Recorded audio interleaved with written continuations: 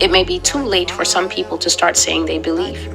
Nigeria, you are strongly resistant to prophecy, true prophecy. You love false prophecy. You love glitz and glamour. You love people who have extravagant lifestyles, who stand on the stages and they weaponize the gospel to tell you that they can use the gospel to help you be like them.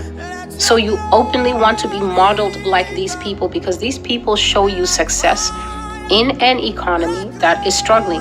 But who is the one who told you the struggle that you're struggling now, the severe economic hardship? Did those people tell you that Nigeria was going to run into a brick wall of financial struggles, economic struggles? Did those people tell you that you would be dealing with the runaway rogue government that you're dealing with now? No. This simple person sitting on this channel spoke across the seas and told you on the 30th of March 2022 that God said, number one, let me read it to you. God said that the Nigerian government was going to become a rogue government. That means that the Nigerian government was going to become a government that does exactly what it wants instead of what the people want.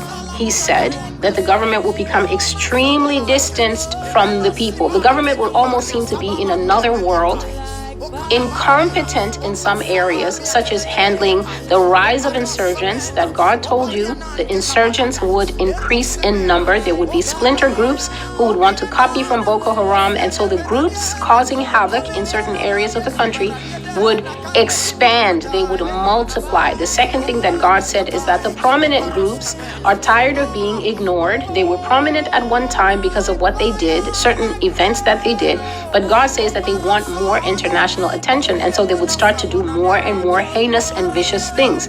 The Lord also said that the demographic of Nigeria will change. Why?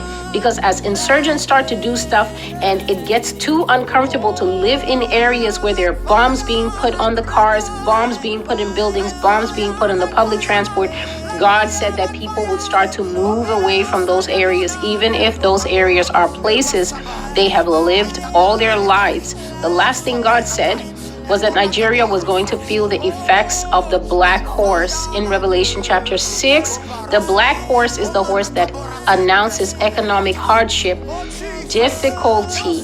The black horse is the horse where foodstuffs are destroyed except for the oil and the wine.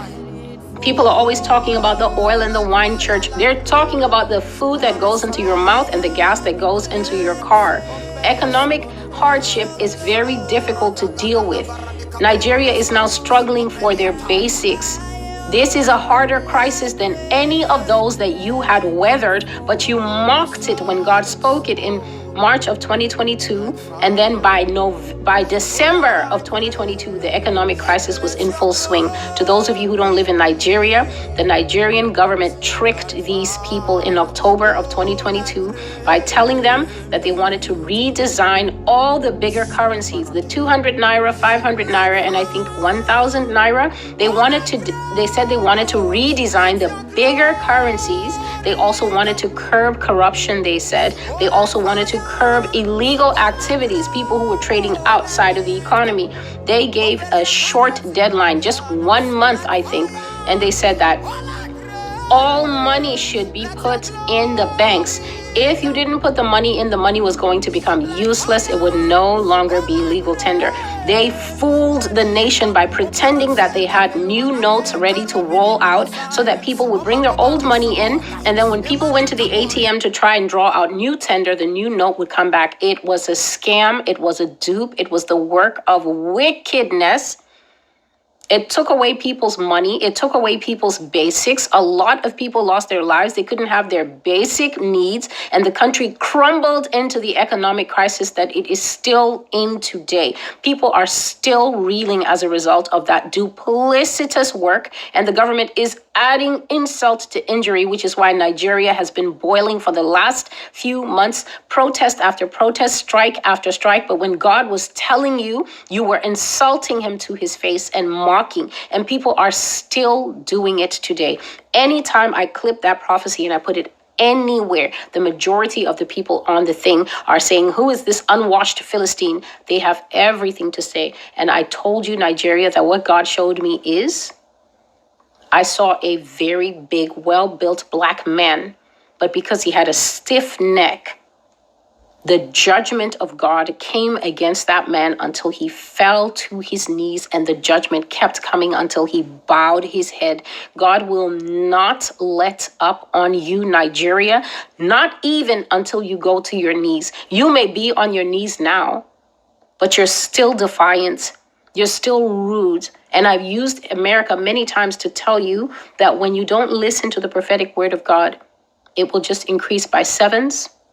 God is willing to take this thing until you don't have food to eat. The mouth that has no food to eat is a mouth that will never open to curse because it's too weak and tired.